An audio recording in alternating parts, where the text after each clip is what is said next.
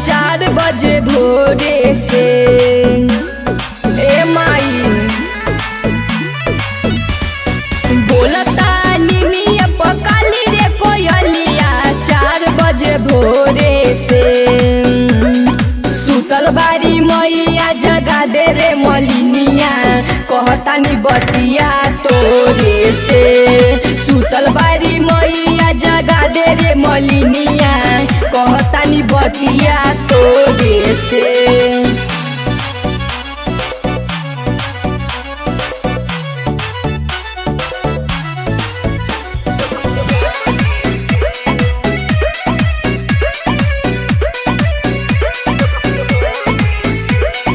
पूरब से सूरज के ज्योति फूटल बाटे। माई के दर्शन ला भीड़ जुटल बाटे।